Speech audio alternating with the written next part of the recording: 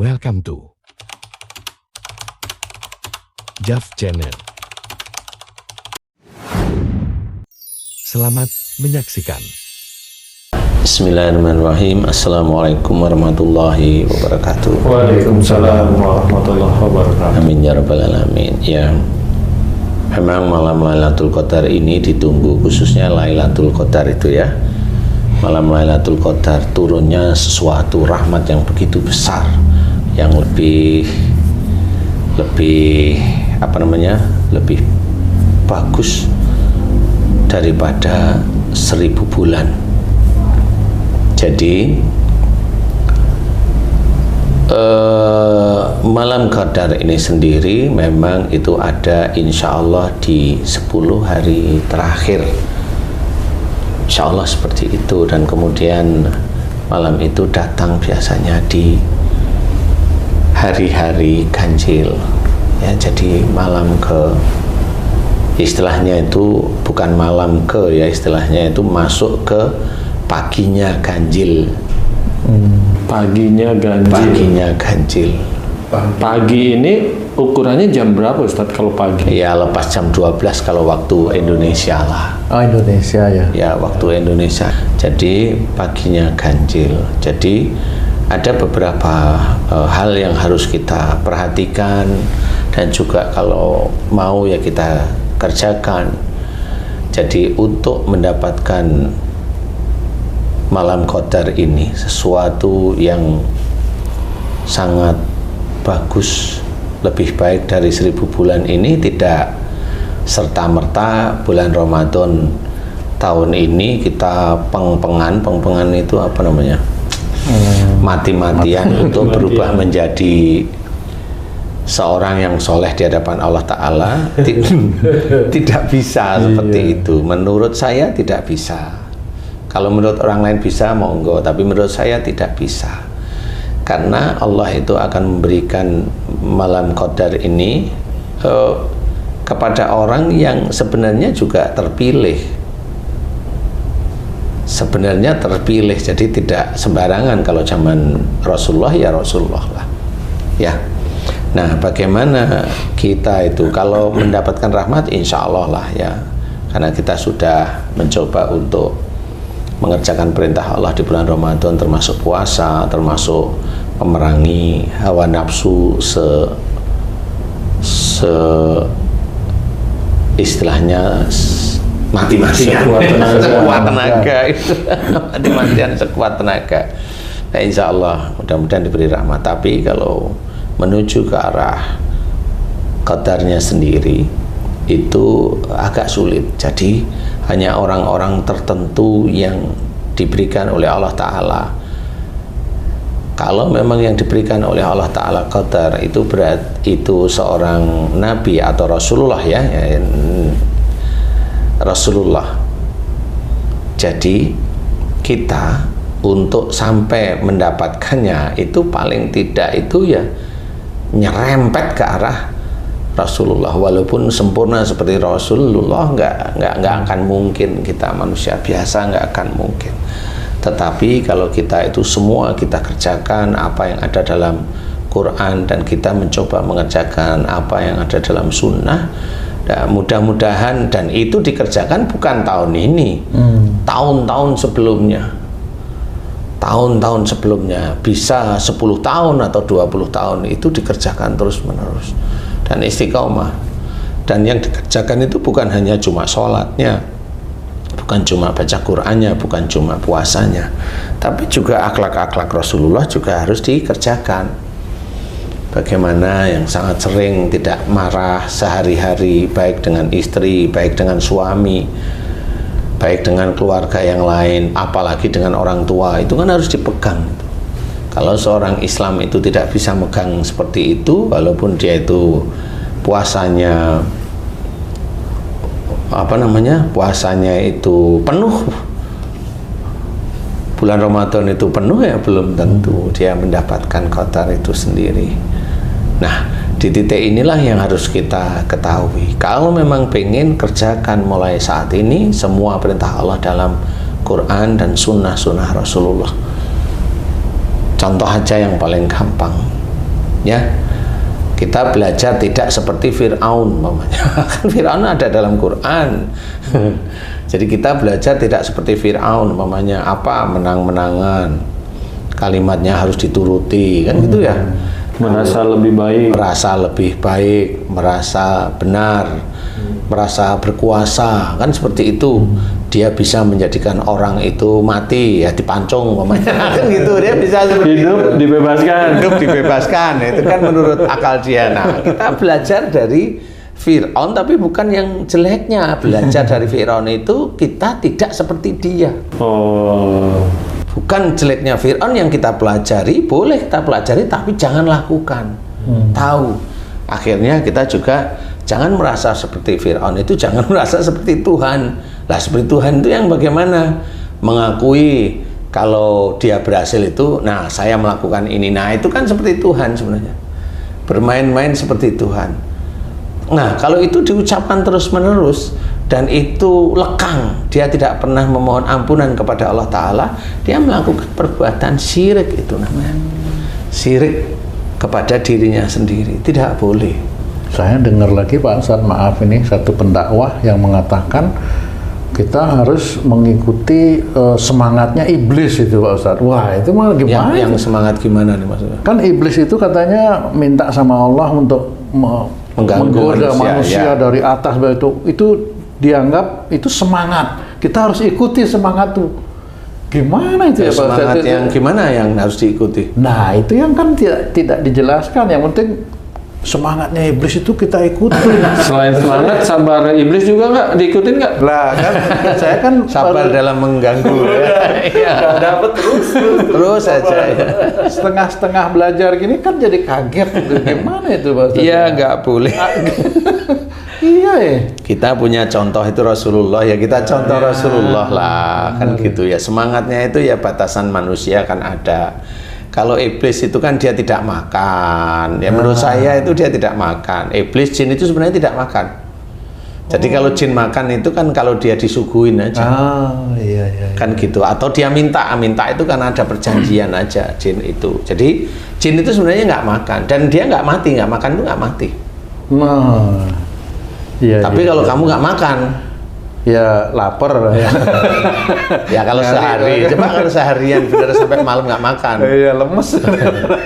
Kalau kamu jawab lemes kurang tepat. Apa itu Pak? Kalau kamu nggak makan seharian, saya jawab nggak mungkin. Karena sebelum lapar itu sudah gojek, grab dan sebagainya. Kata lainnya mustahil. Mustahil. Itu malah jawaban yang tepat untuk kamu itu tuh. Jadi nggak mungkin kamu lapar itu. Ya. Iya seperti itu kalau dengar itu Pak Ustadz. Ya janganlah ya. Itu kan sudah memang semangatnya setan itu sudah, tapi kan kita bukan seperti itu maksudnya. Maksudnya bersemangat ya jangan semangatnya setan yang kita pakai, ya nggak usah. Kita contoh juga nggak perlu kan gitu ya. Karena semangatnya kita sendiri itu sendiri kalau memang mau jadi baik itu tergantung dari Allah Ta'ala juga.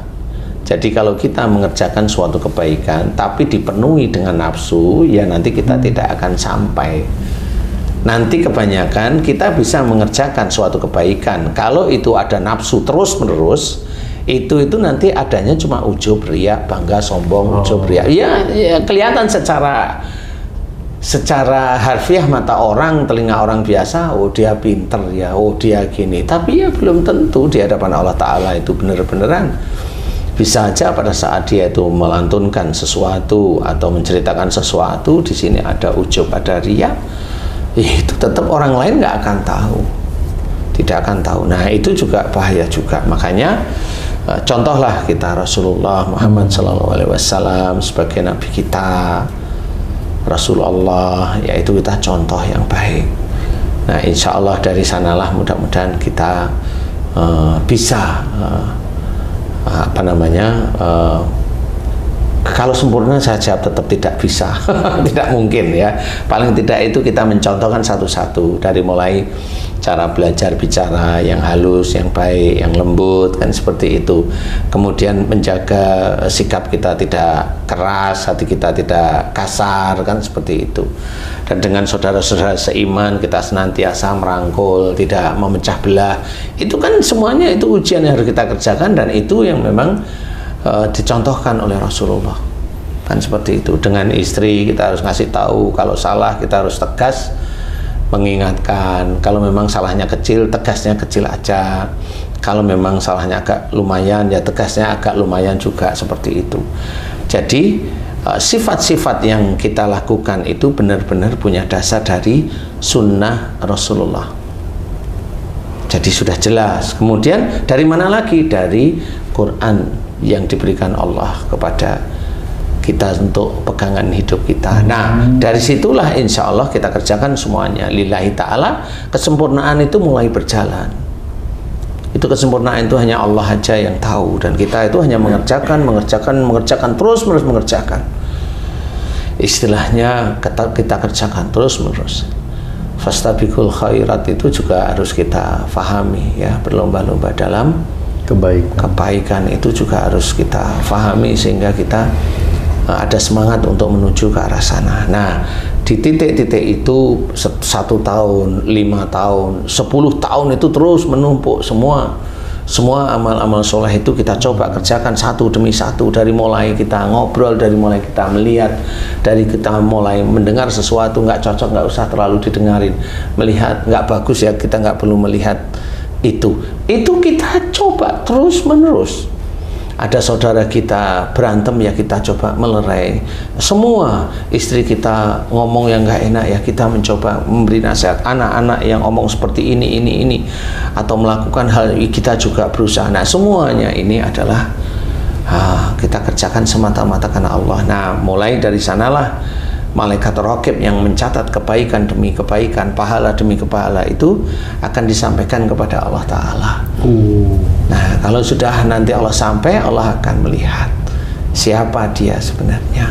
Nah, di titik itulah nanti Allah akan ya saya nggak berani bercerita bahwa malam qadar itu sendiri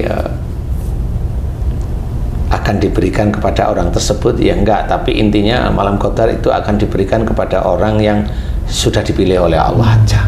Nah, bisa aja yang dipilih yang gimana, ya imannya bagus, kemudian ketaatannya pada Allah Ta'ala bagus, amal solehnya juga bagus, dan dia benar-benar bisa istilahnya bisa zuhud ya. Kalau saya boleh mengartikan itu, zuhud itu bukan berarti tidak punya uang, tapi dia punya uang tapi tetap rendah hati, tidak memandang orang yang tidak punya uang atau orang yang miskin itu dia pandang sebelah mata, tidak. Nah, salah satunya itu ya, termasuk apapun keadaannya dia belajar benar. Nah, mudah-mudahan orang yang punya tipikal seperti itu ya, barangkali kalau zaman sekarang insya Allah seperti kayak yang besok itu kalau di baiat di depan Ka'bah itu Al-Mahdi lah. Boleh saya boleh cerita itu ya seperti itu. Kalau kita mengharap malam qadar ya boleh sih. Boleh, nggak apa-apa. Banyak Ustadz yang mengharap, Ustadz biasanya kan Ustadz tadi bilang kan 10 malam terakhir, terutama yang ganjil-ganjil kan gitu. Nah, itu biasanya diisi dengan amalan-amalan berbagai macam amalan Ustadz. Sebenarnya amalan yang seperti apa Ustadz yang dianjurkan Rasulullah Ustadz? Banyak sih sebenarnya amalan-amalan, sama umpamanya 10 hari terakhir coba iktikaf di masjid ya, dia harus pamit dengan istrinya, kemudian tidak boleh dalam iktikaf itu kan tidak boleh berhubungan suami istri seperti itu. Di masjid ya, di masjid ya, nggak boleh di rumah ya. Janganlah kalau di rumah ini ya. Jadi pada saat di masjid dia mau apa, baca Quran boleh, kemudian evaluasi atau muhasabah, boleh Qiyamulail, ya Qiyamulail kan sudah di taraweh ya, jadi sudah Qiyamulail itu sudah di taraweh. Jadi intinya di situ hanya muhasabah, memahami diri kita itu siapa, kemudian kalau memang paham ya coba. Manusia hidup itu kan cuma melakukan dua perkara, satu dosa, yang satu itu ibadah, kan itu. Kalau dosa cobalah mohon ampun terus menerus, itu sama, itu mengisi untuk mendekatkan diri kepada Allah Ta'ala. Kemudian apalagi yang satu, kemudian Allah mengizinkan kita melakukan perbuatan baik dan ibadah, disyukuri semuanya di situ. Jadi kita hanya muhasabah, hanya mohon ampun dan kemudian bersyukur. Tidak ada lain, tidak ada yang keinginan kecuali untuk mencari ridho Allah. Biarkan Allah nanti yang memberi. Kalaupun umpamanya ada orang ngomong kalau pas malam Qadar itu atau Lailatul Qadar itu datang, itu pohon itu berambut, tidak ada angin gitu katanya, tidak ada angin gitu, air membeku katanya. Gitu katanya itu.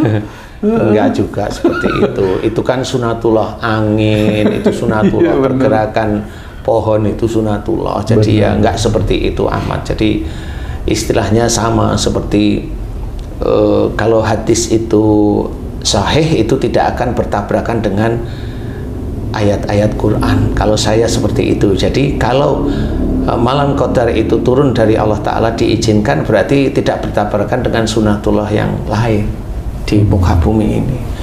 Jadi sampai nanti nggak ada angin, ya enggak lah. Kalau pas nggak ada angin, di daerah situ aja. Masa daerah situ ada Lailatul Qadar itu kan seperti itu ya. Jadi nggak juga seperti itu. Jadi itu enggak. Jadi menurut saya tetap aja biasa saja. Kalaupun umpamanya pada saat malam Qadar itu seperti kalau matahari bersinar itu seperti redup, ya bisa-bisa aja, karena itu memang sudah tertulis. Jadi bisa, kalau itu saya bisa bilang bisa.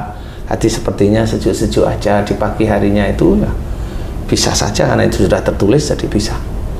Jadi tidak menyengat gitu, nggak terik, tidak terik mamanya, bisa. Tapi di mana? Wallahu alam. Di tempat turunnya Qadar, iya bisa saja kan gitu ya.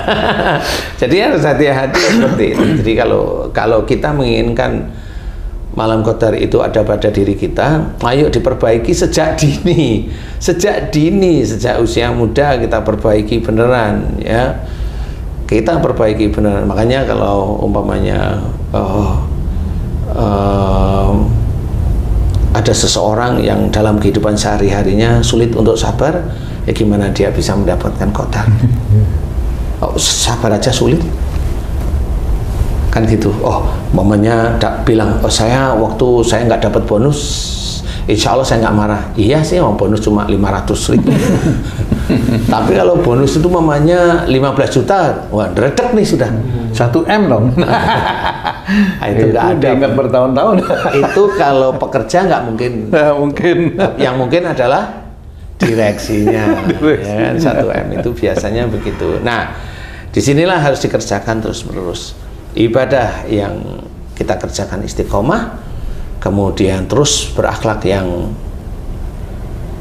baik, mencontoh akhlak-akhlak Rasul, sunnah-sunnah dikerjakan terus-menerus, dan istiqomah terus-menerus. Setiap hari kita belajar meningkatkan ketidakbaikan menjadi lebih baik. Istilahnya hijrah dari yang tidak baik menjadi baik, terus-menerus. Setiap hari itu hijrah dari yang tidak baik menjadi baik, terus-menerus. Mudah-mudahan Allah akan memberikan rahmat kepada kita. Amin. Amin ya rabbal alamin. Kalau malam Qadar dapat kita, aduh saya nggak berani. Tapi kalau saya nggak berani bilang, mudah-mudahan Lailatul Qadar bisa kita dapatkan. Saya nggak berani bilang kalau itu. Tapi kalau memang diinginkan, monggo diinginkan sendiri-sendiri kan gitu ya. Monggo diinginkan sendiri-sendiri. Insya Allah yang saya ketahui seperti itu. Wallahu a'lam.